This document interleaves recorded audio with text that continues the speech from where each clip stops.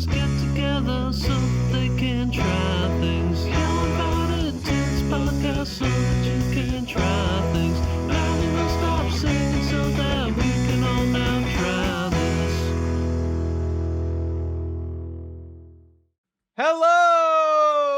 Hello! Sorry, I forgot to count down. And welcome. You didn't to count that Now out. Where's the Try warning? This. You're supposed to warn me. I'm This is sorry. live, Marcus. I thought need to it be was warned. funny. I was like, let's see. I want everyone to get Nick's first, few true seconds.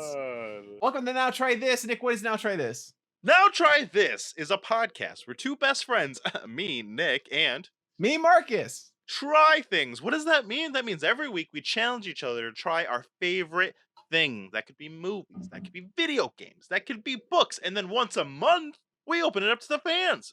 That's Nice. right, the fans. That's Wow. you guys.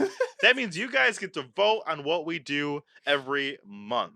Now, That's if you true. want to follow us, you can go ahead and do it at Now Try This Cast everywhere you can follow anybody. And then if you want to join Everywhere. the community, join the Patreon, decide what those fans are. It's patreon.com/Now Try This Cast. Marcus, Beautiful. That was good. I'm impressed. what did I miss? What is the podcast itself? I finished that and the numbers went down like Guys, go. Did you see that? You know what? They left to go follow us on the other platforms. Oh, okay. That's what it was. Great. I also don't watch numbers. That stresses me out way too much. I can't usually see don't, it. I can't see but I it. looked over to make sure we were streaming and the number was high and then it turned low. It's gonna fluctuate, baby. It's okay. Mm. It's okay. Nick, how you doing? Oh, I'm fine. How are you? I'm doing great. How's your week been? Marcus, my week has been trying. Da. Beautiful. Wow, you made a good pun. Hilarious. Look how tickled pink you are by your own stupid fucking joke. Well, if you can't laugh at your own jokes, what's the point? I guess that's true. There's a Marcus- level. There's a level that if you laugh too much at your own jokes, then it's cringy and everyone hates you. I'd like to think I've towed that line very beautifully. Marcus, What's up? it's been a week. It's been 2 weeks because somebody needed a week off. That was me. In those 2 weeks, have you tried anything? Me? What did I try? I always, it's the same question every week, and I have something, and then my anxiety just makes my mind go blank immediately. The second I'm asked the question, I'm like, flop, nothing there. But Nick, you know what I tried this week? Oh, no, I don't. That's why I asked. What did you try? That's a good point. I'm investing more in the stock market and cryptocurrency, and I went hard. And then Marcus, They all before you go on, I just need Yeah. everyone to understand. As your friend, you talk about your interest in what you like all the time. yeah, You low-key mention cryptos all the time. See, so you're not like here's the mildly plot. like, oh, that's kind of interesting. You've been like on the line, ready to dive in at any chance you had. Yeah. You haven't had it. Yeah. What pushed you? Where are we at? What's going on? So right now, basically, I'm in mass panic mode about Oh, no. like debt and stress and and constantly trying to figure out. I'm playing with this yawn. I gotta get out of here. Yeah, and constantly trying to figure out like how I can effectively pay off like debt, how I can like maximize the amount of money that I have, how I can maximize my time, everything. I've become consumed by like efficiency culture is what I'm going to call it, or I guess efficiency porn. I don't know what the fuck you want to say it is, but I don't know what I've any of just that been is. consumed by like maximizing every minute of my day, and it's exhausting, and I hate it, and I don't want to do it anymore. But it is effective. I feel like sometimes you feel like, you know, when you're like, there's something I could be doing, right? Like I could be working out. I could be like, Marcus, whatever. you're spiraling, and I'm here hold on, for it. Keep wait, going. wait. You know, like I could be working out. I could be like brushing my teeth. I could be doing the dishes, and then you just don't want to, right? Now imagine if you No, did all of it. mhm. All the time. You just did those things, right? And every like person who's like, oh, there's not enough time in the day, whatever, and you somehow work through it and you figure out how to do all those things, and you still haven't succeeded in the things that you have in life or what you want. That's where I'm at. I So cannot you've live been my life more working out. efficiently. You've been eating right. You've Yes, been paying yes. attention to your girlfriend, giving her little 100%. love messages every day. You've been Yes. making your bed every morning. You've Every been morning. stretching. Waking You've up at been 5 a.m. doing your meditation, and nothing's better. Nothing is better. and that's when you need therapy to help Oh, yeah. with your Wow, various this is a mental great- illnesses. BetterHelp, sponsor us. That would have been a great product placement. Yeah, Well, in all okay. those videos, they never take it into account like mental health. They're not like, hey, you might just have depression, or you might just like have these things. Mm. They're like, nope, it's Depression, about depression is efficiency. depression is a hard thing to contend with, right? Because it's this quiet friend in the background just kind of nudging you, right? It's not big and in your face. If you're having giant mood swings, it's obvious you're having giant mood swings. If you're, Yeah, manic, it's a little more obvious that you're manic. If you have OCD, it's a little more obvious that you have OCD, but depression, you're just sad and you don't know why a lot of the time. yeah. I That's would say really hard to contend with. it's more like a guy jerking off in the corner. Like I, you always know, Depression is like a unique guy to sitting everybody. in the corner. You know what I mean? Right. That's not enough. I feel like he's doing Sure. something that's gonna like. Great. It's also a little tempting to kind of just be like, I want to look at that. I want to spend time over there with that guy for a little bit. You know? Marcus, thank you for that journey. Thank you. But No there's something problem. I You're need to welcome. talk about. What's up? There's something I desperately need to talk about What are you because talking about? I'm pissed. I'm mad. Why are you mad? I am the most mad I've been ever for this podcast. That's you don't sound like it. Do it again. Take two. Take two. Marcus, I am fuming. Oh My yeah. soul Wow. feels wretched from the inside out. I believe it now. You should have saw me as I was walking the streets of New York and I Uh-huh. found out this news. How furious I Oh my was god. at what has happened here on this podcast. Oh geez, what happened? Why are you so mad? My worst fear. What is your worst Guys, fear?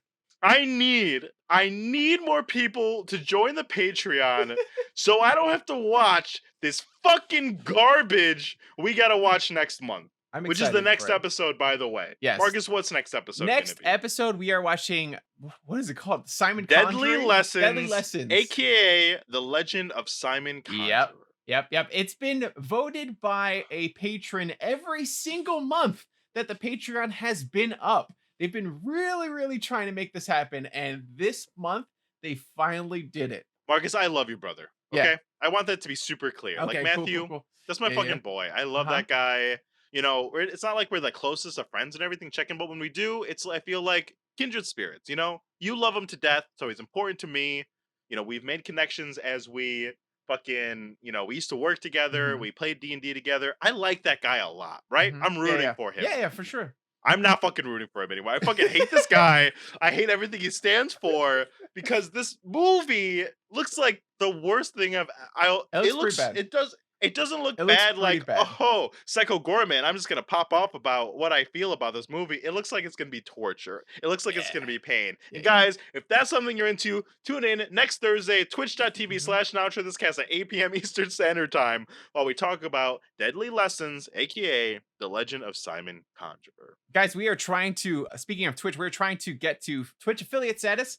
So if you haven't already, and you're listening, go on Twitch, make an account, follow us, and that's a huge help, and it's free. We are so close to our goal. I'm so mad, but we're gonna fucking watch this goddamn movie. And you know what? I talked with Lexi about it, and there is a bright side. It means after next week, this trial of my life will be over. That's I true. won't on bated breath every week or every month look at the Patreon, Yeah. hoping it doesn't win. Yeah. Every week, hoping something else is popular enough. But there was too many good things to split the vote. Like the other things were Raising Arizona, great movie. I think I've never seen it. Yeah. Cannibal the Musical, it's a musical. What's Mhm. not to love? P.S. I Love You. We could have ragged on that movie all Yeah, fucking for day. sure. Walking Dead, Telltale video game. Yeah. Fucking that would have been so fun. That would have been But fun. no, But no. Deadly Lessons. we're doing fun. Deadly Lessons. I'm excited for it. And you know what? I don't mean to make things worse, but Matthew is definitely going to put something much worse on the following month. What? No. He's got to cut me a break. He is a well of bad stuff. He is never ending. Yeah, that's fine, but Matthew likes me too much. He's not gonna do this to me again next No. month. He's gonna give me a couple months, Yeah, and then he'll maybe. come out with some He bad might. shit. He might. Give me a couple months, Matthew. This is my plea. Matthew, sit down, please, buddy. Just give me a little time. Guys, if you want to participate in the Ugh. voting, go to our Patreon and $5 patrons get to submit their suggestions, and then one. towards the end of every month, every patron, even the $1 ones, Mhm, get to gets vote. vote. So do that. Okay, Nick, this week it's time. We have to get started. This week we're talking about Scare Me, a challenge that you gave to me. Nick, why did you give me the challenge of watching Scare Me? Marcus, you mean the Shudder exclusive movie Scare Me, the Uh-huh. horror comedy insta classic written, produced, and starring Josh Ruben. Yes. That scare me. That scare me. 2020. All right, Marcus. Was there another I like scare me? I kept seeing posters for like a skeleton with sunglasses, and I was Yeah, there's very another scare me. confused. Is that There's a another different scare me out movie? there. There's another scare me out there. Yeah. Okay. I'm There glad is I watched the another right one. So scary movies. I love scary movies, but you're the scary movie boy. There's not a lot of scary movies I've seen that you haven't because Mhm. it's your thing. But Joseph made me watch scary movies growing up all the time. So here I was during this block party, and I got a full on stank of the block. So much so that I was staying in a hotel down here in New York City in Tribeca, Mhm. and I needed things to watch. And there I was on Amazon looking at stuff, and I was like, "Oh, I heard about this film from like comedy people. Let me check it out." Was fucking blown away. Marcus, I think telling scary stories is something that I love. I don't even know if you know this about me. Because it's not something that we do, but the thought of sitting around the campfire and making up or telling ones you already know of scary stories is something that I really love. And here's why. Growing up, my sister used to read me the scary stories to tell in the dark books. Like she would Oh. sit me down and scare me, and she would read them and do a creepy voice and jump out and touch me at the right moments to make Mhm. me jump. And scary stories is like a big part of my childhood, and it's something that I love to do. Eventually I want to do voiceover, and I want to act professionally, and being able to act in something of a scary thing. It's a dream of mine. It's so melodramatic and Mhm. big, and you don't have to worry about those things. And for me, when I watched this movie, it encapsulated that feeling, right? That feeling of telling a scary story, getting someone to listen to your words that certain way, and above all else, the reason I do this podcast, the reason I'm an actor is because I'm a storyteller, right? Mhm. That's what I pride myself on being. That's what I want to do. People ask me what you want to do, and I give vague answers sometimes. And I'm like, well, I want to be an actor. I Yeah. want to do voiceover. I want to do this and that. But really, what it comes down to is I want to be a storyteller. I love telling people stories. I love having people be, engrossed in the words that I'm saying in the way that they are in this movie. And when I walked away from this film, I was just blown away by how much he did with such a small cast, how much he Mhm. did with such a tight script, how much he did. Because this guy, Josh Ruben, I don't know if you know, he's a comedy guy, as in he has done a lot of stuff with college humor and sketch stuff like that. Like he's a sketch writer and an improv writer. Or you don't write improv. You know what I mean? He's an improviser. I would hope he's And not an improv writer. he comes up through Yeah. UCB and all that stuff, and Mhm. that's like who he is, and you can tell right away with how he acts and how he writes. But seeing someone like that, seeing someone do the thing that I'm doing now at the Magnet, doing sketches and Mhm. improv, and taking all of what he learned and putting it down and making a movie, that's the dream. Yeah.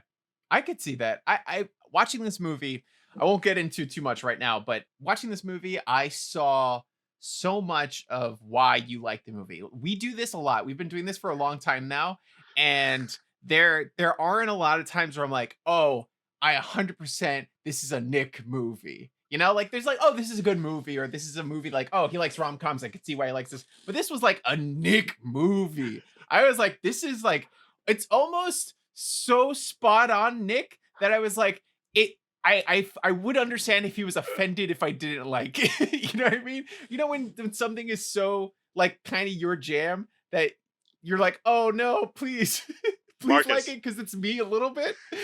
That's how Marcus, I you're saw the not the movie. first person I've made watch this film. I Uh made Joseph watch this film, and he said the goddamn exact same thing you just did.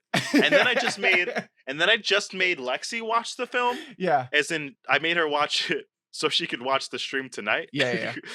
And her response was, let me find it. She said, "I stand by the fact that I like it way more than I like Psycho Gorman, but I Boo. am like but am I like gonna tell people to watch it? No. Am I like, whoa, what a movie?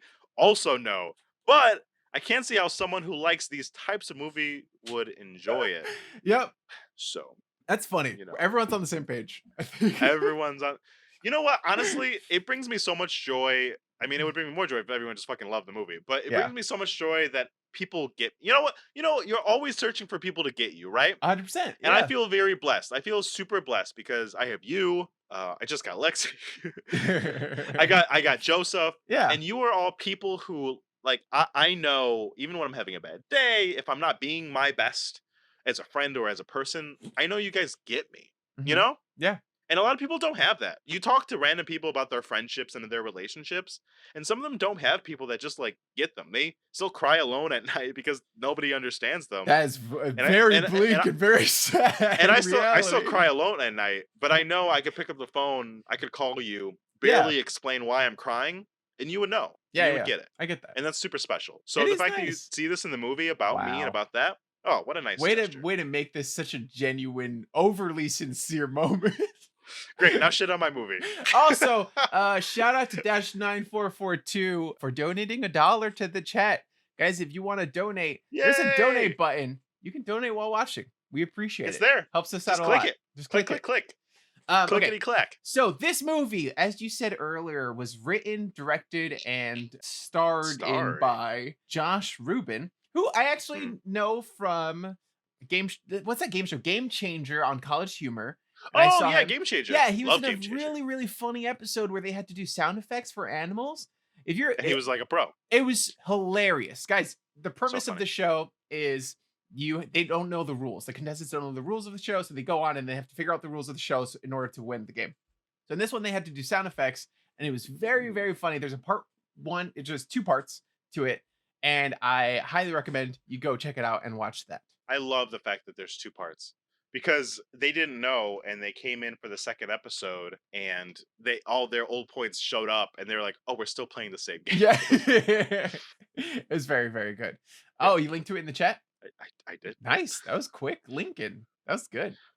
Okay. I'm Quick Lincoln. That's what they call me. So his Quick character in the Lincoln. movie, his name is Fred, and he is a struggling actor, a struggling writer, and he goes to a mountain cabin to try to write a play or something. Something about Usually werewolves. we don't He has like a to do vague this idea. going step by step, but there's so little in this movie that I think it's totally there's necessary. nothing in the movie. Yeah, it's like There's nothing in there's nothing in the movie. Maybe change your words. Maybe change your words, No, buddy. there's Why don't nothing in the movie. So we have to go step by step, at least in the beginning, and then we can talk about kind of general. Because when you explain the feels. movie, it's like people tell stories. That's the end. Yeah, like it takes 1 second. People are telling stories, and then it's over. Great, we did it. But that's why I like it. I love that. I love how simple that is. I totally you know? get That's it. so Yeah. I know. I totally get it. I was like I said earlier, I saw you in the film. I was like, this is Nick. This is like one of your dreams. Like if you made something like this. we've talked about it, yeah. Yeah, I could totally see you doing this, and I totally understand it. But that being said, I have a million issues with this movie. That we will go through all of them as best as possible. Well, But we can start at the beginning. Fred's driving up with the cabbie. goes with the cabbie in the thing. They're making jokes. She's also a writer. He's like kind of rolling his eyes at her as she's telling him about her writing. I kind of liked that as establishing him as a douche, but it was Yeah. also a little too meta because he is the one writing the narrative. So it was like, Yeah. you're kind of talking shit on her, even though you are this person who is in the car that is actually Want to you hear in real life. want to hear one more step? Rebecca Drysdale, who's the driver, Yeah. is was lead writer on the Tonight Show. So she's like also a writer and Yeah, comedian yeah. and writes very well. That's funny. So Yeah. then he goes and he's So kind of a double douchebag meta. about it, and he's like, you right? Blah, blah, blah." And then he makes it to the cabin. He goes. He's having trouble writing. He meets an actual famous writer played by Aya Played Cash. by Aya Cash, yeah. Her name is Fanny, and Who is hot right now off the heels of The Boys. yes, she's very good. She's a very good actress, and she wrote a book called Venus, and it's a horror thing. And he's also a horror writer, so he's like, "Oh shit, you're a person. Let me try to like mingle with you." And it doesn't seem to go well. Well, also right away, so he goes to this cabin to like write, right? Very Yeah. classic. Writers going to a cabin to be alone to write. Mhm. And then I really love how he did this shot. So the shot is here with Fred. He's running like outside, just getting some fresh air, and then he just kind of stops awkwardly and like kind of waves, and it pans over, and then you see Aya Cash's character Fanny, and he's like, "Oh hey, I'm Fred," and she's like, "I didn't ask your name." And it was that awkward. I love that awkward exchange of, "Oh, we're both up here out in the wilderness," and some people are like, "I crave attention, hey," and the other Mhm. person's like, "I'm here to avoid everyone. Fuck you." Sure, but also the fact that is terrifying as a woman to just kind of like be alone on the road with a creepy guy who's just like Yeah. waving at you. That's terrifying. That was Yeah. the only moment of genuine horror in the whole film. No, it wasn't. There was more. There was later. It gets scary. Well, it's not a. This movie's weird because it's a scary movie, but it's not a horror film. Yeah, it's Or a it's a horror horror film, film. but it's not a scary movie. I don't know, one of those. It is a horror comedy where 95% of it is comedy, and then at the end, the last couple of minutes are Yeah. horror. Well, it's like a meta commentary on horror, right? That's the Mhm. whole shtick of it. Yeah. But go on. And then he goes back to his cabin. It's nighttime, and then she just shows up, And the power goes out. and the power goes out. But it just feels so out of nowhere. She has no reason to be there. She is a famous fucking writer. She has Her power went out. his dude So is his. when your power goes out, you want to make sure that You everyone's just go power to a goes out. stranger's house, and you're like, He's not a hey. stranger. He let's introduced hang. himself by the water. Oh They yeah, made the of same course, spread. yes, yeah, totally. Yeah. That makes sense. Yeah. Right. No one would do There's this. no one else for miles. It was Yes, just- you no would. one would do this. Fuck you. Okay, Just fuck you. show No, up. I'm Your already. lights go out. First argument of the podcast. Nick, have your lights ever gone out and you went to your neighbor's house just to hang out? Yes. You're from Who New you York didn't City. know? No, you know them. They're your neighbor. Okay, well that's because you live in the middle You're of in New nowhere. York City. Yeah. Yeah, out of the middle. Let me tell you, hey, somebody who lives out in the middle of nowhere to talking to someone who does not ever have lived in the middle of nowhere. This might happen. Absolutely no chance in hell a woman puts herself in a stranger's house during a blackout. -9442. I agree. It's wild. It's like it was just crazy. It was like we get over it. They meet and they have like friend chemistry a little bit where she's kind of being a dick to him and he's kind of taking it because she's famous. And so it's immediately you get over it. I buy that a woman like this, the one that they presented to us in the film, would do Mhm. this. That is not something that I contend with at all. Because there are dumb people who would go fucking, well, there's only one other cabin, and I met the guy, and maybe he's got lights, and There maybe are he's got dumb something people to that feed. would do that. And it is also very horror movie to do something so stupid and put yourself in an immediate That is danger. also very true. So that is a very big trope in horror. it is of the genre to have done that. But I'll concede this point. Please move on. Okay, and then they just start telling stories. He's like, "Oh, I'm a writer," and he wants to know more about her writing. And Yeah. they sit by the fire and they just tell ghost stories for the But rest. I love of the this because movie. she presents it like a game. She's like, "Scare me," Yeah, and that's the title of the movie. She There you does. go. She says the title. she of the looks movie. at the camera Scare me. and she's like, "Scare me," and then the movie starts. Credits roll. Yeah.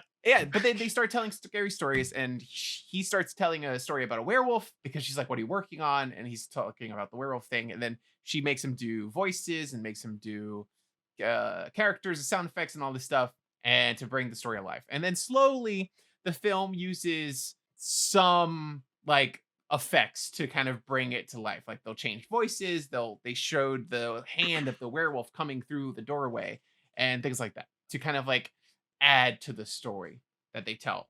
And how many stories do they tell? Like 3 or 4, something like that.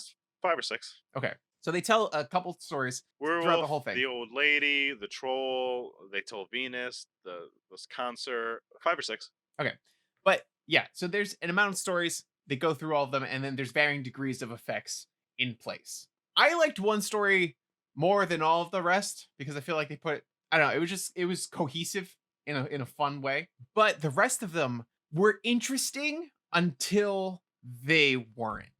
You know, like there was a time limit I had on my attention span. Like this movie is not good for people with bad attention spans because while they are great storytellers and like they are really fucking good actors, especially like Aya Cash, like she is incredible in this film. It is still just 2 people telling stories. And Yeah. it is hard to, without like effects or without them diving into it more, it's hard to like, It's so be hard. in it. Yeah. it's hard to Yeah. pay attention. So I understand. I pictured you in bed, sick And for with you, COVID. they almost did it.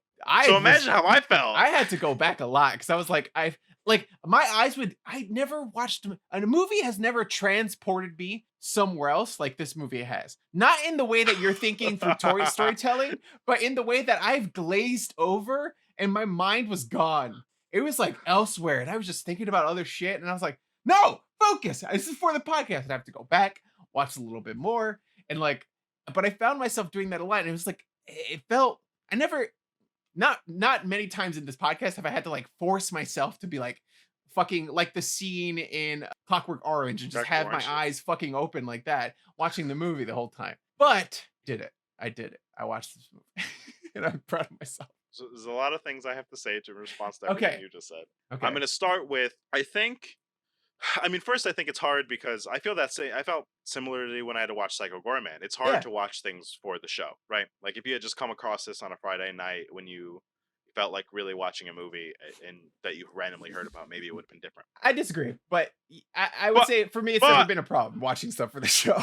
That didn't factor into this. I think it's funny because you're saying that it's a flaw of the movie, that it's just two people talking, but that's like for me that's like the whole thing. That's why it's so cool Yeah, I get because it. that doesn't happen, you don't. It's like a play, right? Like, oh, this would go really well in like a play. Like this is something Yeah, that we could see in a black box theater with just like 100%. a The couple whole people and time like I was watching it again because I watched it last week, and I was like, okay, mm, like, and then I was watching it again today because I was like, I want to like refresh mm, on it and make sure I know so what I'm good you talking about. watched it twice. Understood? Yes. Oh, I couldn't get through it. I just watched like the parts that I remember liking, and then certain other parts that I wanted to Mm, make points on. But the whole time I'm seeing this, I was like, this feels like a fucking play. This does not feel like a movie. yeah. This did not need to be a movie at all. This would have been so much fun, like just a random black box theater. You're walking in New York City late at night looking for something to do with your friends, and you see a play, and you're like, oh, there's a play Called happening. You guys Scary. want to like walk in? This seems like something that your friend would invite you to or be in because they're like, "Hey, I'm in a play and it's like $10. It's like I'm happy to be acting again." And it's like in this little theater in Brooklyn. I make That's funny voices and make scary sounds. yeah, that's what it feels like. It feels very intimate and in like not Mm. improv What theatery, a but it feels positive, like great word. Intimate. Yes. it I'm trying. You're so good. You're doing so well, Marcus. I It's just want it's to a say, it shout out. feels like a very intimate movie where you're like in the room with these people, and that's I liked that, but I also didn't need that from a movie. I feel like if you I told understand. me you wrote this and you put it on, or like you were in this show and it was in a theater, I'd be like, fuck Nick, that was great. That was amazing. I was like captivated the whole time. Because in a theater, they take away the things that are distracting to you. You know what I mean? And in a movie, it's a little harder to do that because you have your cell phone, you have other things that you could look at, you have other ways of entertaining yourself.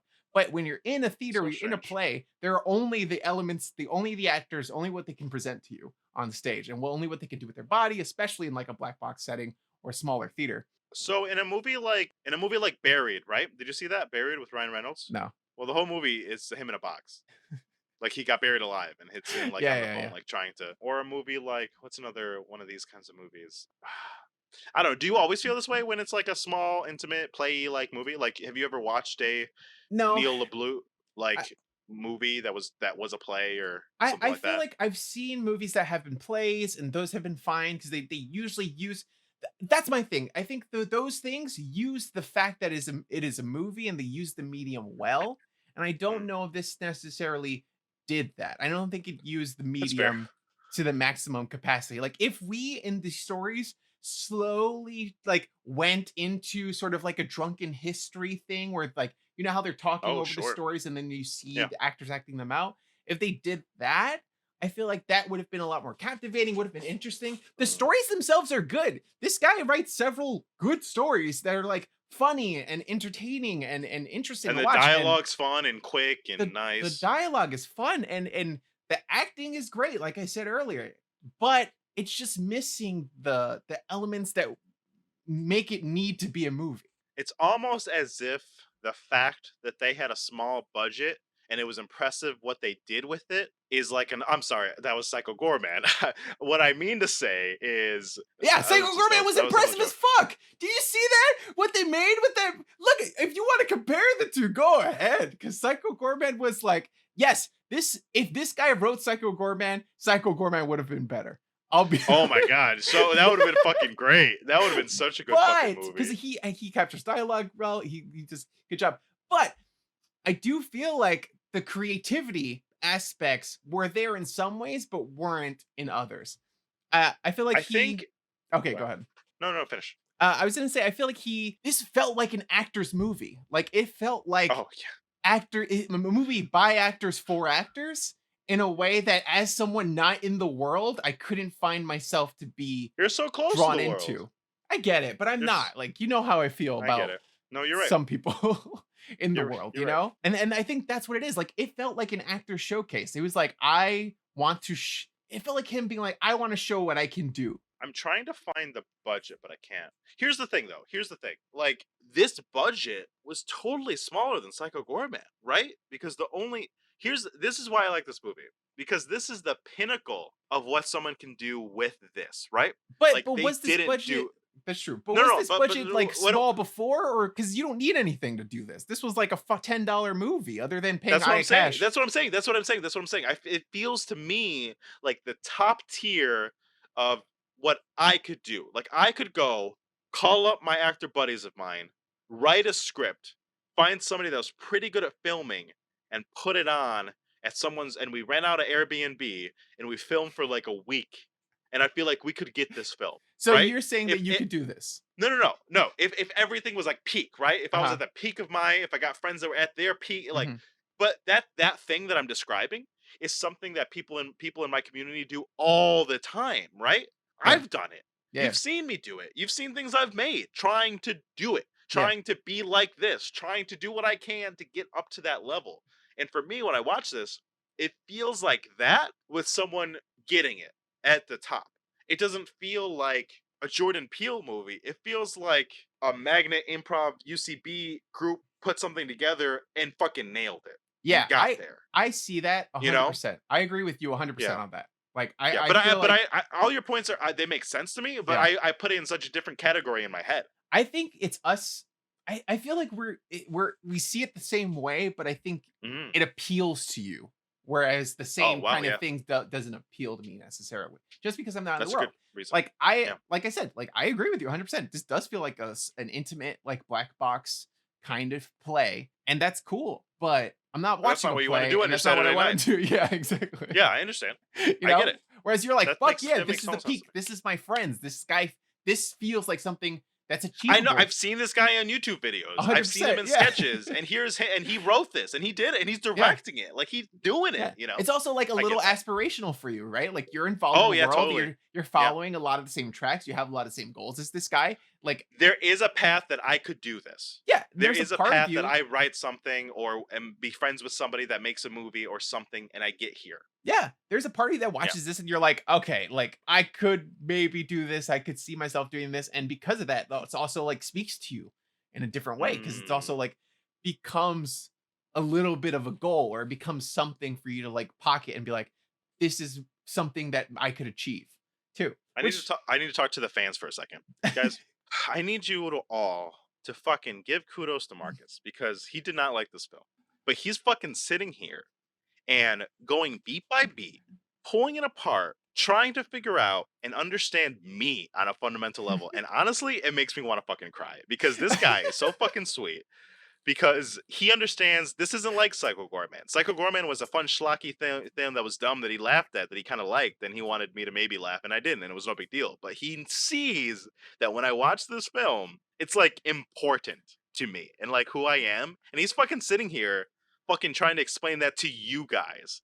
Save my butt Thank when you. you watch a movie you're not gonna like and saying, no guys, this is why Nick likes it, and this is why we need to respect him. And all I gotta say is y'all gotta get someone like fucking Marcus. Thank you. I can't. I like fucking wow. Just applause. But But we also, can keep shitting on it. We keep saying it, but like applause. But that's why we do this, right? Like I feel like Yep. that's what sets this. This isn't necessarily a review podcast. It's a review podcast about things we like and care about, and they're meaningful to us. So we really get to the heart of why we cared about it. You know, like we could just review every fucking new movie that comes out, but like if we don't give a shit about it, why would we? And do guys, it? if you want to see that, just let us know at patreon.com/NotSureThisCast. We will do it whenever you want. Let us know. But also we're fucking sellouts. So if you guys want, we'll do it right now. Marcus, do you have any like experience like I don't know, did you tell scary stories to Matthew growing up? Oh, or God, I know you this didn't go to sounds- camp. We've oh. talked about this. It sounds like a transition to a game, but No, I have a list of questions when there's a pause. Oh, okay, of, that's like, things to good. get. That's nice. I'm prepared. Okay, cool. Yeah, no. I would There's say there's things to talk about from the movie that aren't just the movie. You that's know? fair. What That is true. a scary story is an important part of this film. I didn't used to tell scary stories per se, but Hmm. my brother and I used to have a bunk bed in one of our apartments on Noble Avenue, I think it was, and Shout out one time to Noble Avenue. Shout out Noble Avenue in the Bronx. And he would have hard time sleeping.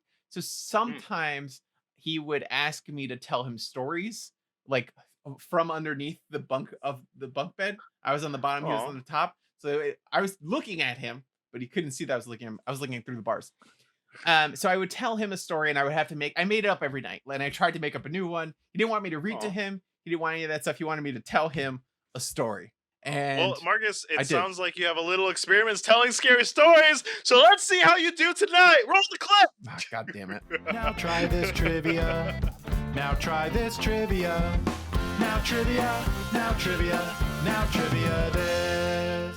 Hey, and we're back. I tried to be quicker on the coming back. Oh, okay. You did great. Thank you. All right, Marcus. Oh, we Today did- we're yeah. doing Oh, Now Try a Scary Story. Wait, do it again. Marcus. do it clean. Today we're doing Now Try a Scary Story. Wow, what a name for a game. You were speaking so you were so high the mic was cutting you Oh, off. I sorry. didn't hear your exclamations. Sorry. Marcus, what we have today is, well, you should feel special. Mhm. I wrote you a little scary story. You wrote me a scary story? I wrote a scary story Wow. specifically with you in mind, That's interesting. and it's called, what the fuck did I decide to name this?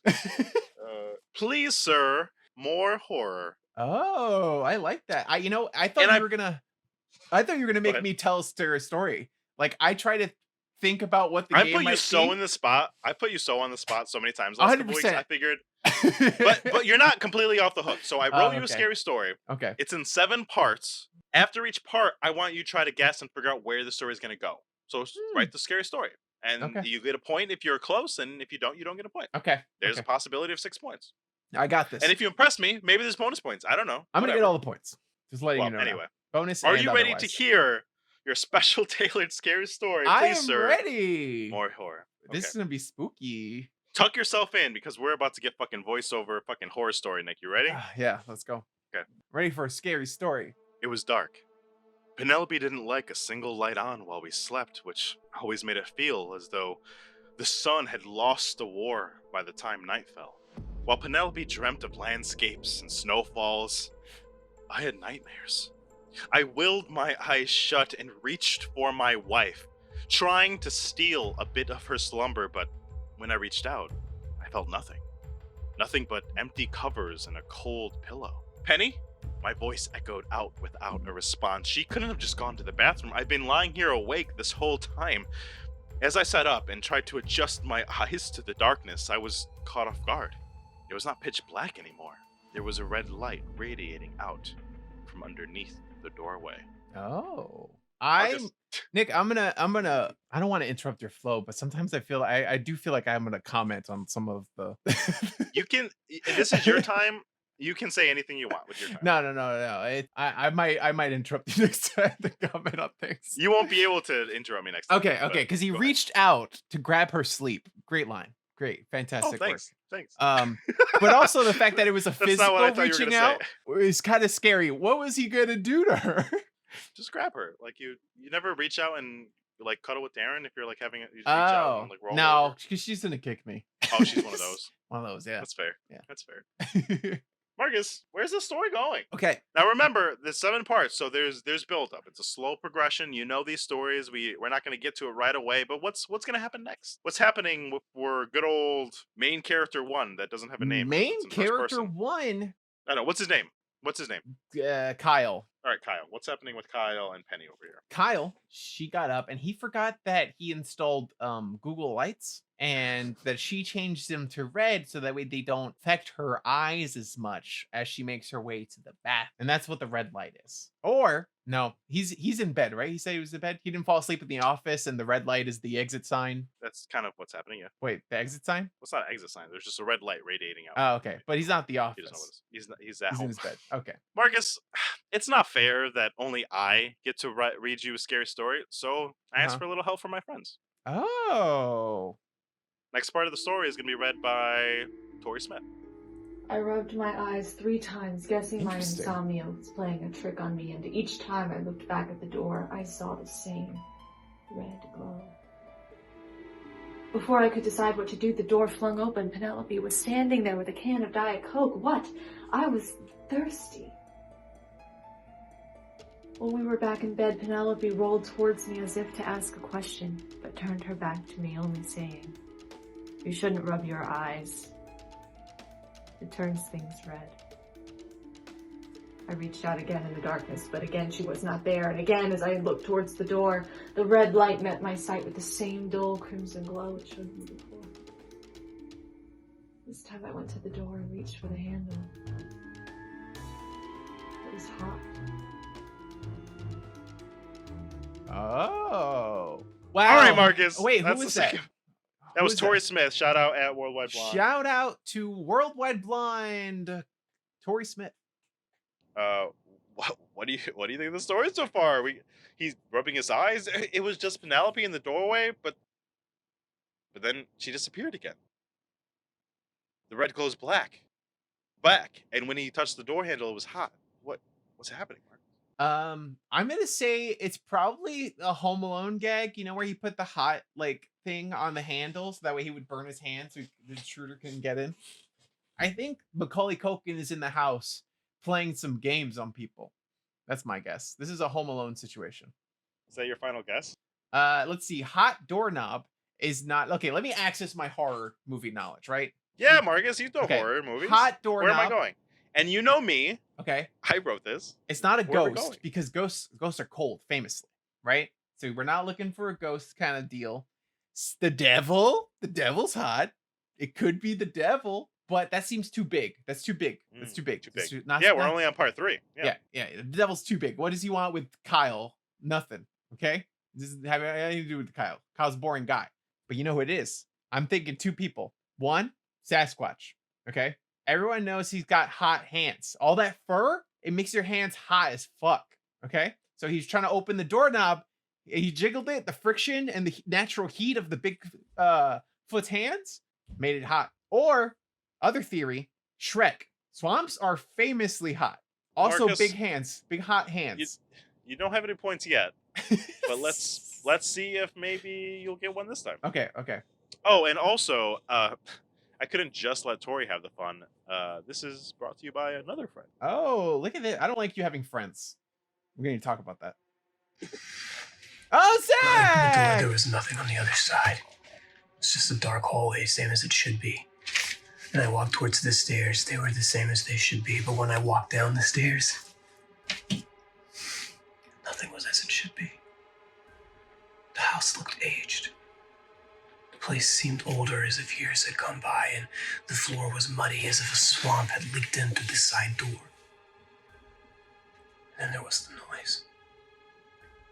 There was this thumping. At first I thought it was just the quickening of my heartbeat, but as I descended down the stairs, the thumping sound became clearer. And, I would say what I thought the sound was, but it was really as if the walls themselves were beating. As I walked barefoot through the mud and sludge through the vicious waste. That's when I saw it. Standing as if to say that I couldn't exit to the front door. Standing as if to say that I could never leave.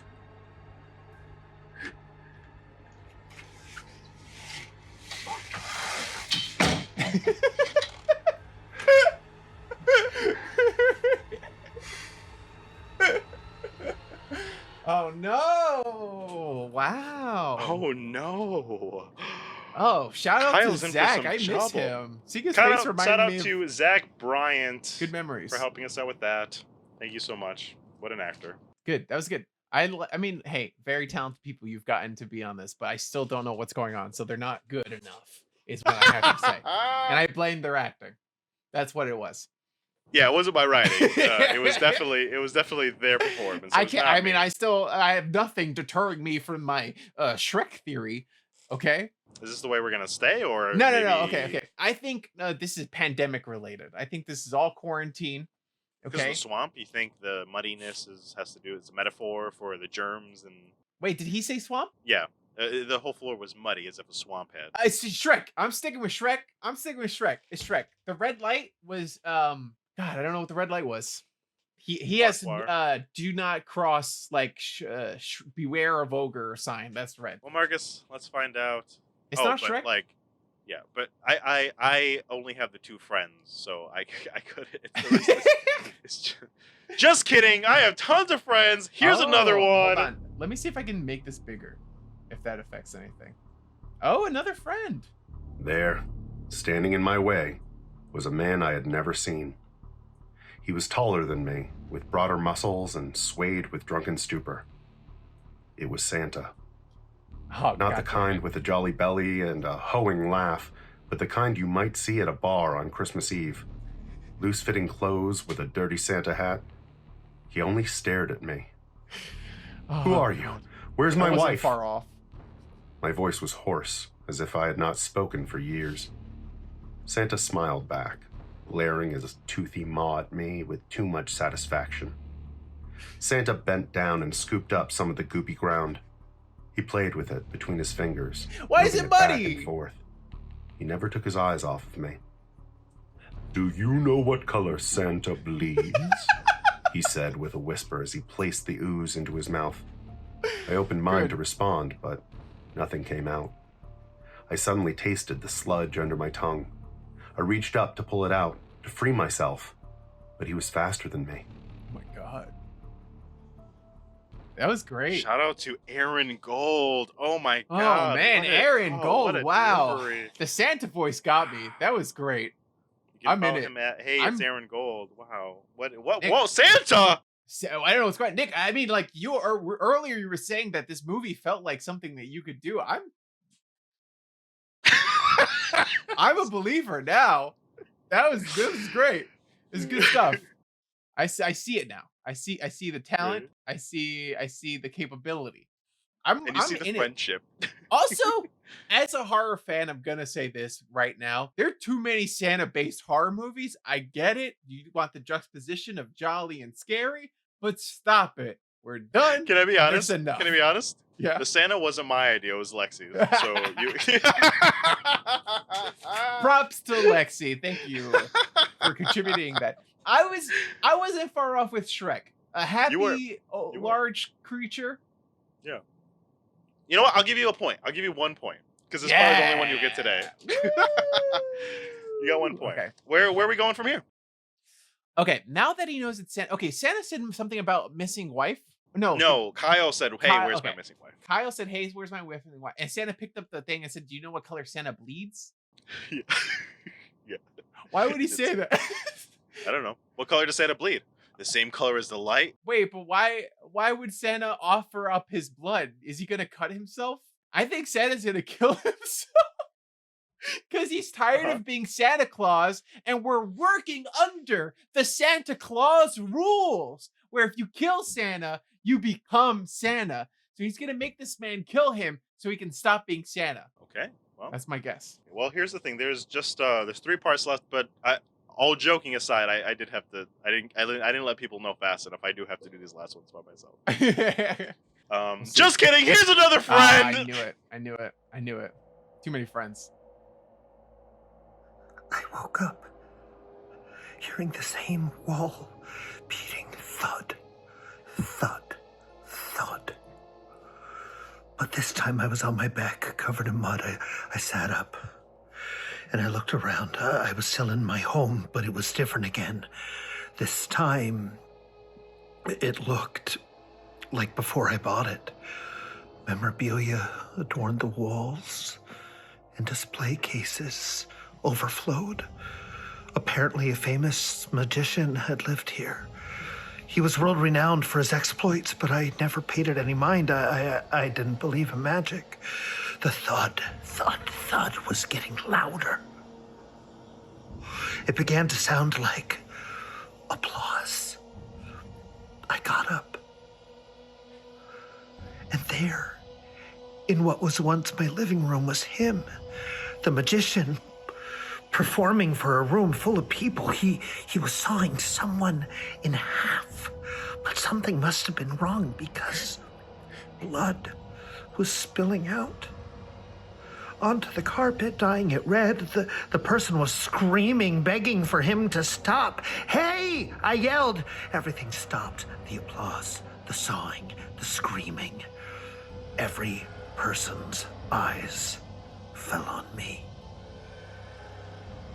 Oh, the dramatic fade. My goodness. Love it. What a man. turn. That was wild. Also, another horror-related thing. I feel like I've seen several movies where someone is in the middle of a magic show and is sawed in half, but they're actually sawed in half. Gotta hit the highlights. Gotta hit that. Shout out to Josh Lehman. Oh my God. That was very what good. a talented friend. I will say this. Pause. I mean, like, pause from the next part. I feel like I watch a lot of horror content, but I also watch a lot of like horror like YouTube channels, which are a lot of people like reading stories and stuff like that. And I will say everyone's doing a great job. I feel like Josh Lehman has his like own I'm watching one of podcast, those. guys. Go listen to it. Josh Swallows Broadway. He talks about his exploits and talks to his friends from Broadway. Go check it out. I'm a friend from Broadway. Hook me up. Get me on that podcast. What was his name? Josh? Josh, yeah. Josh, fucking, what are you doing? Get me on. Okay. All right. So you blocked out. Yes. Now your home is what it used to be. There's a magician sawing someone in half, blood covering the floor, and now everyone's looking at you. Oh my God. It's good. I'm that was a plot twist for sure. Plot twist. Is there another thing? I'm guessing. What's happening? I was waiting for the next guessing, one. I'm you're enjoying this. I feel like I watch a YouTube I had to channel. gamify it. It was good. I'm watching this guy called Corey Kenshin. Shout out to Corey. And every Sunday he does spooky, scary Sundays, but he hasn't done it in like 2 months. So I've been like, this is getting my fix. So I'm just watching like, oh yeah, cool. Read Where's more the to story me. going, Marcus? I need to try to give you a point here. So he's in the middle of a magic show, right? And But everything stops. Everyone stops and looks at him. He's not wearing any pants because it's a dream.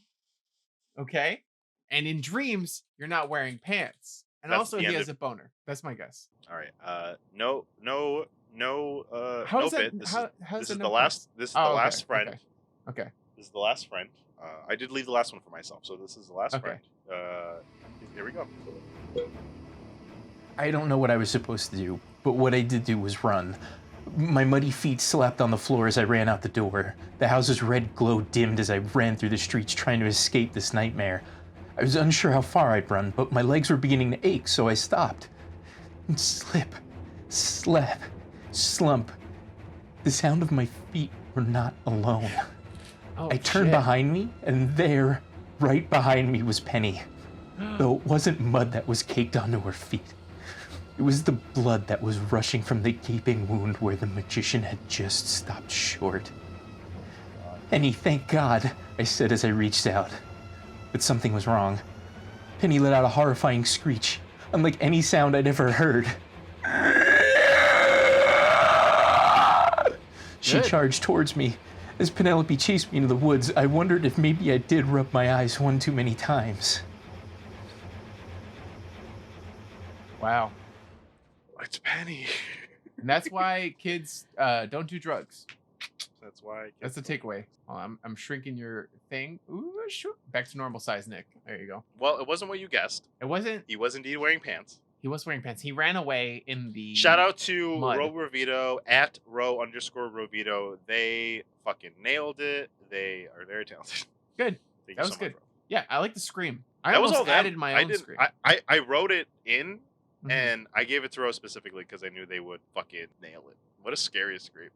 That was good. Okay, so he was on stage. He runs away. There's mud. His half-sawed wife is behind him, and I feel like he's going to make it out of the mud, right? Okay. He's gonna make it back to his bed, and he's gonna close the door behind him. Okay. Okay. And then she's gonna bang on the door, and bang on the door several times. He's gonna try to hold it back, and then locks it. He manages just to put a chair underneath it, classic movie style when you want to close the door. He puts a chair in front of it, and then Santa Claus comes bursting through the window. And he's like, ho, ho, ho, motherfucker. It's time to fuck. And then they have sex. Because that's how it has to end. Well, Marcus, that's not quite Come it, but on. We're gonna. Nick, give me If you're Here gonna it write a is. story, it ends with sex. Marcus. Tree. Tree. Another tree. They were all zooming past me as I ran through the woods, trying to escape that thing that was once my wife. When I came upon a clearing, I finally gave myself permission to stop. Although I never remembered this clearing being here before, it was actually quite beautiful in the moonlight. The brush lit up with every beam of twilight. And as I stood there, trying to catch my breath, trying to piece together what this night had become, I smelled smoke. The forest instantly caught ablaze like a stovetop that had been waiting to burn your meal. I was currently surrounded by the red inferno with no escape in sight. I collapsed onto my knees, wondering where Penelope was, wondering why I bought that house, wondering who that Santa was. That's when I reached into my back pocket. There was the Santa hat. Just as dirty and stained as before. I started to cry, letting myself weep into the hat. And as I pulled the hat away from my face, I was back in bed. The covers rolled up in my hands, tears streaming down my face. Penelope reached out to touch me, but that did not help. I knew now what must be done. I knew what the answer was. People ask me why I killed my wife. How I could use a saw against someone I loved. I always respond, on Christmas someday, you'll see the red light. It really is magical. Spooky. Wow. Guys, if you like that, you can show your appreciation by donating on the Twitch stream. Like a stripper, Nick worked real hard. Okay, tips are appreciated. That was good. That was very good, Nick. Marcus, you skirted by that game's answers so closely that I think you deserve a reward. Yeah, I do. I think after all of that, forcing you to listen to all my friends tell a scary story, you deserve a gift. Go ahead and go knock on your bedroom door. My bedroom door? In the other room? Yes. I have to leave this? Okay. I'm leaving. This door. No. Oh, this door over here. Yes. This door? Hold on. Oh. That's shit. Open Open it? Yeah. Don't open it. Don't open the door? Okay. She didn't want to be on the stream. That's fine. There's your prize for winning Now Try a Scary Story. Guys, if you want to hear another Now Try a Scary Story, sign up on patreon.com/NowTryThisCast. I liked her yelling. Thanks for the visit. Love you. Okay. What'd you get? Let's see. It looks like a poster. We're gonna unravel it. Oh my god, look at that! It's a Psycho Gorman poster. That's awesome. I love it. Beautiful. That's Your awesome. I was thinking about buying this for myself. And then I was like, where am I gonna put it? When now I you don't have appreciate to. it. Now I don't I have almost to do bought that. you a VHS copy of Psycho Gorman, but they that's sold pretty out cool. instantly. Yeah. This is awesome. I love it. All right, Marcus. Back to the movie. Oh, this is gonna be so good. I was watching a podcast of a horror guy talking about movies and stuff, and he was doing an interview with the small like horror creator. But it was cool because I loved his room. It looked like Joseph's apartment or like thing that his he man has cave. with all of his toys and horror stuff. I was like, I need more horror things. So I appreciate it. Thank you, Nick. That was great. Can I be honest? Now Yeah. this all seems way too low key after how much I fucking amped us up. It was with so the horror amped! music. Oh my god. You know what's so funny? Like I feel like I love doing so many things, right? Like there's so many aspects of me that I'm like, I would love to do an anime related thing. I would love to do a video game related thing. I would love to do a horror related thing. But seeing that made me be like, man, I wish that there was an easier way to just like tell scary stories on our internet for fun. Almost as if we could write a script and get 3 friends and rent an Airbnb and get somebody who knows how to film and make a movie, huh? But it would have a lot less success than this because it wouldn't have Aya Cash in it. Ooh, too, so they got something right. They did. They got Aya Cash. She's incredible. She does a great job. Well, they She's got compelling. Aya Cash before she was on The Boys. Like this popped off right at that same time. So That's so lucky. She did a great job on The Boys. She's really, really good. She's really fun. I love how like the writer that's like a feminist writer where it's really important to them to have like sectionalism and like point out these things. Yeah. And be a horror writer. And she had some fucking great bomb ass lines about how white men always steal her fucking ideas because she's a horror writer and like fucking like all these like really good lines about all these things. She easily could have came off as like bitter or fucking a jerk or not nice, but the way she played it, you still bought into her as a person and like what she was doing, and then by the end, you're rooting for her, you know? Yeah. I liked her as a character. I think she was good. It does take me like it's just one of those things that like when you have a strong female lead, but the movie was written by a man and there's only like 2 people in it, it's kind of like sometimes it feels like that takes away from it just a little bit, but it was still good. I liked her character. I liked that she was like tough and strong and that she like stood for what she believed in. You know, we didn't talk yet about how halfway through the movie, Chris Red shows up, the pizza guy. What did you think when the pizza guy showed up? The and pizza he was guy, was that great turn? So the movie for me, I felt like I was struggling with it for a long time, and then the pizza guy showed up. That's the only jump scare in the whole fucking movie, by the way, just in case. Yeah. It was great.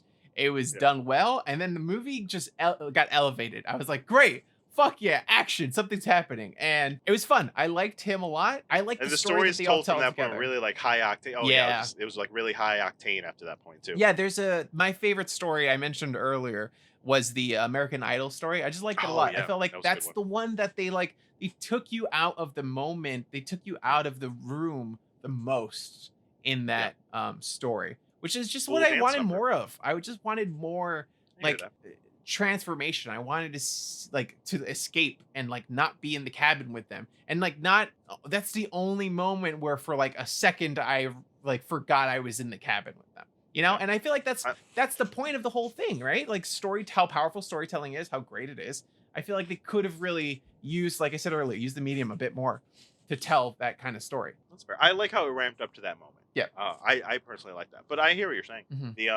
I loved Chris Red. He was so funny. He was so random. I love that he was a fan. But I also love the turn of Fred, right? Like, I think Josh Ruben is doing something like, as an actor, that's really nice in this. Because you get this feeling off the bat, right? That Fred is maybe not the nicest, but he's like stereotypical white guy in a movie, right? Like, he feels like that. You know, there was a like super on purpose, right? Because as the movie's progressing, he's doing this thing where the bitterness he's having for Fanny is growing bit by bit as the movie's going, and you see it. You see it in his face. You see it in how he's telling the stories at certain points. You see in how he's responding. It's hard for me too. It did take me out of the movie a little bit. It felt like some of this felt like the plight of the white man who like has privilege and is like, I want to, be an actor, and I have it was the stuff to it fall was back meta. It was saying that's stupid, right? And it was saying that it was stupid, yeah. But in the beginning, it was kind of hard to be like, you didn't get that was happening until it was happening, yeah. Yeah, I guess so. I don't know. It's still like is what's happening. You know what I mean? Like it's hard to explain, but he is writing this movie, and I understand I'm supposed to feel a certain way about the characters. But as the writer, he is still that person.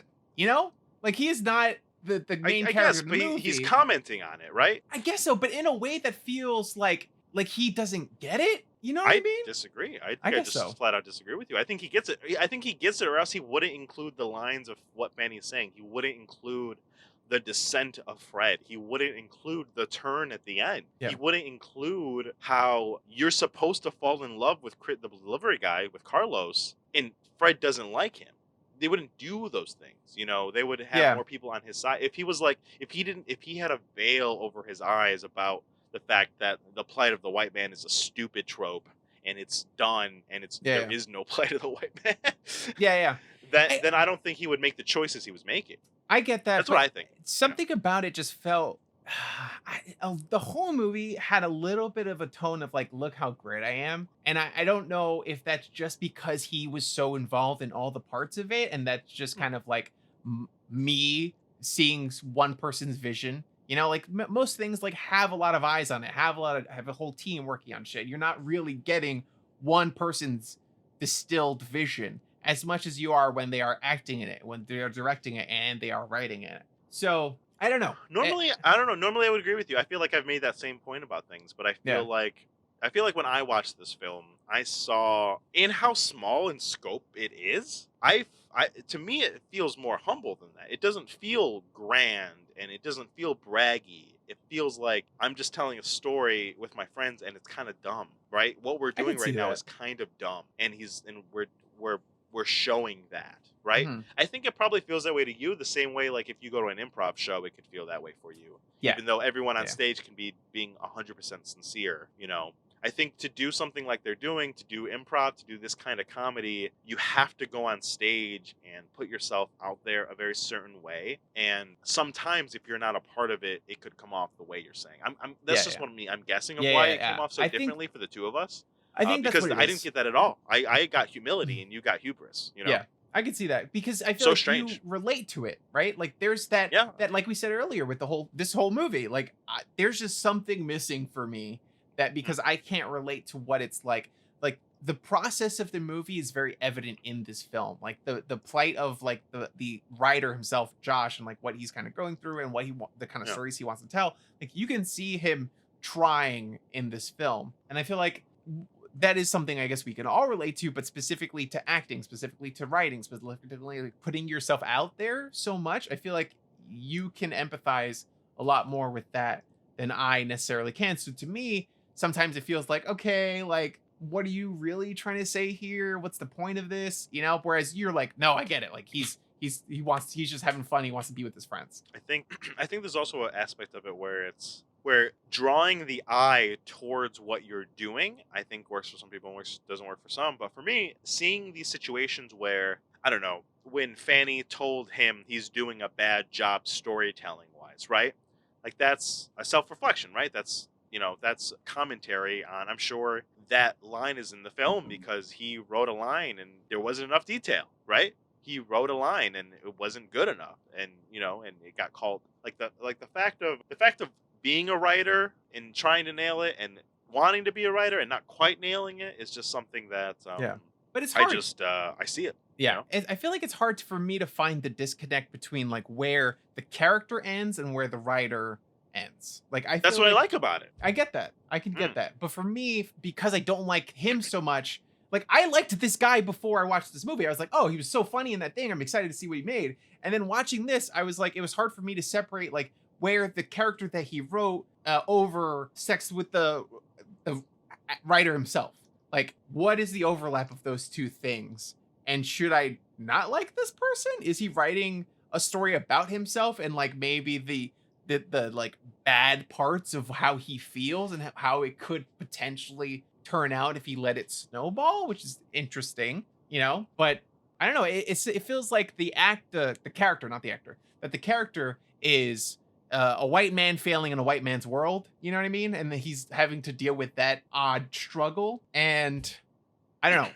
And I think he's saying that that's not a struggle, that Fred's an asshole, and that's why. Like Fanny has that line near the end of the film, right, where she literally says, "People steal my ideas all the time, and you know what I do? I do it fucking better." And she's like pleading with Fred. She's like, "Fred, if you want to be a writer, just fucking do the work. Just fucking do the work." You know? Yeah. So it's like the woe is me narrative. Mhm. The movie is saying is wrong. Yeah. You know? It's interesting because I feel like I do see that in the film, and I see that that's the story he's trying to write, and I just wonder how much of that like is from his own feelings about it. And I, like you said, he is also writing her dialogue too, so he is commenting on it as well. It just also reminded and me. it's also he produced this movie, right? So like this is his baby. It wasn't like Shudder hired him to make this movie. He made this movie and Shudder bought it, Yeah. So like it premiered at Sundance and Shudder bought it. That's how that works, Like you and I could bring a movie to Sundance. We could. We just have to make. Honestly, those independent film things are saying, like that's how it works. Like I did you not pay know the that. entrance fee, but like all the movies that go to Sundance are people made the movie, and then at Sundance they get bought by Amazon. So like the Manchester's by the Seas and Big Sick, fucking One Night in Miami's and all those fucking movies like that are on Amazon and Netflix and things like that. They usually get made and then they get bought. Okay. But interesting. Interesting. Yeah, I would mean, disagree there. like, I think that they did a great job. Like, I think Aya Cash and what's his name, Josh Ruben, Chris Red. Ruben, yeah, did a great job. Like, I think that, like, as a showcase for his own work, he was like, the dialogue works. This he is interesting. I feel like when you get into it and when those moments where it does pull you in, like, you can tell that he worked hard on it. There's a lot of passion put into it, but at the same time, I just like I just needed more. Like I said earlier, it just, I mean, we both agreed on it. Like, it felt like a play. It felt like something I would go see at like a small theater in the city or something, but it didn't necessarily feel like it needed to be a movie. But I'm happy it exists. I'm glad it brought you some You're what? joy. You cut out what? Oh, I said I'm happy Oh. it exists. I'm glad it brought you joy. And I don't hate it. I would never be like, this is like absolute garbage and like no one should ever watch this. Like, I totally understand people liking this. I mean, have you recommended this to like your improv group? I've recommended it to 3 people now. You, Joseph, and Lexi, and you all said, "Well, I understand what you." so maybe I'm just wrong. No, but we're not. But you remember that's when the it came thing, out? we're It was, not it was a people- big like indie darling. People liked it. But we're not people in that world, right? Like, This is true. You recommended to 3 people who are like not at all involved in the thing and can't relate to this. Yeah, I've recommended it to improv people, and none of them have checked it out yet. Okay, guys, improv people, thanks for participating. If you're listening to this, I hope you are. Go watch the film for Nick. He's a great guy. I just want to talk about, before we wrap up, the ending, because we haven't talked about the ending. Because Yes. I like the turn. I think the whole movie taking the piss out of horror and not having any of these horror moments, and then the descent of Fred into this final moment where Fred is lamenting about, let's say, one final scary story, and reveals to Fanny that she's been writing about him in her notebook, and picks up the poker, and Fanny's like, "What are you doing with that notebook?" I think it was a strong last, 10 minutes there. What'd you think of the ending? It's so funny because I like movies like this sometimes, right? Like, we watched The Invitation very early on in this podcast together, and we did like a live stream kind of thing. And that movie, the whole time, you're like, it's just about like he thinks something's going on and nothing's really going on, and then at the end there's like a horror twist, right? Big reveal. Yeah. I don't mind those movies. The Mask of Leslie Vernon, right? It's a comedy movie for most of it. It's kind of same vibe. And then at the end, Love it that becomes a movie. horror movie. I love that movie. It's We one of both my love that. favorites. Yeah. So I don't mind that at all. But I know a lot of horror fans hate that because they're like, I want my horror the whole time, which I get. If you're in it for a certain thing, if you're in a rom-com and all of a sudden the last 5 minutes they fall in love, you're like, fuck this movie, right? Or maybe not. Maybe it's You've Got Mail or something. I know there was one movie that actually. No, they're loving each other like the whole time. Yeah. All those movies. But yeah, so I didn't mind that. I like the horror turn. I think it was great. I do think that they actually, like you said earlier, they worked towards that. They've earned that twist by the end of it. I just love how kind of talking about how Dash 942 mentioned about talking to a random guy outside and going and knocking on the cabin is ridiculous. It kind of contends with that moment here at the end a little bit, right? When Fanny's responding to Fred, and then the way the camera is and everything, you are like bluntly aware of the fact that she's alone with this guy with the poker, and you like see it on Aya's face, on Fanny's face, where she like you see her wheels turning, and she makes a decision of how do I go about this situation, and her first instinct is aggression, and she yells at Fred to make him back down and says, "I'll fucking kill you, give me my fucking notebook." When you can see in her face she's scared, doesn't work. Then she tries pleading, doesn't work. Then she got begging, and there was this like uneasiness when I was watching that, which I think the movie was trying to do, which I was like, oh, to be in a situation like this with less power isn't something that I think about on a daily basis, because I'm usually the bigger guy in the room. Yeah. I'm usually the guy with the poker, metaphorically speaking. So to think about what this person's feeling in this moment, I thought the movie did a really good job, like showing that on Fanny's face and like doing that like descent into, and now I'm running away from my life. Yeah. I think it's the horror thing, and it's also it's very scary. I think those last 10 minutes showed me that Josh, as a writer, could handle horror. He's a horror fan. It looks like he knows what he's doing, and that I would honestly watch a horror movie made by this guy that was more traditional horror. Well, funny that you mentioned that, because of this film, he got a new gig, which is Werewolves Among Us, based off the video game that he's making. That should be out soon. There's a pretty good cast. I'm sure really? it'll be a little more tongue in cheeky. Yeah, I mean, it's what is it? Is Werewolf Within? right, or something like that. Oh, what is it? Werewolves Within? I think so. Yeah, you're right. Werewolves Within. I said it wrong the first time. It's got. It's directed by him, and it's Squirrel Girl, the AT&T girl in it. It's got fucking a whole bunch of faces that I don't know their names off the top of my head, but Yeah. I recognize all of them. Okay, cool. You know what I mean? Yeah. I think it'll be a fun movie. Like I said, he is talented. I just think a movie where people are sitting around the campfire and then telling stories. Like, Are You Afraid of the Dark? Like those things. I feel like it should have also done the thing where it was showing goes you to the the story place. and it goes to the place and it transports you. Because honestly, he is talented enough to have told each of those stories in a fun and interesting way. I think so. I think it's a money thing. Yeah. I bet when he wrote the script, he had a vision that he had to parcel down, and you could tell he had to like deal with what he had. You know? Yeah. You know? And because of that, the movie suffers, and it's still worth making. I'm glad he made it because he got to like show off how talented he is. He got to like work on something, create something that I'm sure he's proud of, you know. And he got to work with Aya Cash before she was famous, which is great. But yeah, I don't know. It's you could see that he's talented, but you're right. Maybe it's the budget thing, but not having a big budget made it feel like a college humor sketch. It made it feel like something I would watch on YouTube or in a like sort of black box theater where they weren't using the elements of film as much until like the end of the movie. All right. Well, Marcus, did you like the movie? I loved it. It was great. No, I like parts of it. I think talking to you about it made me appreciate certain aspects of it, and also like it's not hard, but it is interesting watching a film because not because of the podcast, but because I know it means something to you. You know, like it's kind of nice. Like that made the film better for me because I was like, I know why Nick likes this film. I can see the parts of it. I can see like what it means to him. I can see that it's like important. Nick And laughed really hard at that nice. joke. Yeah, 100%. Yeah. Moments where That I'm was like, Nick's kind of joke Nick right loved there.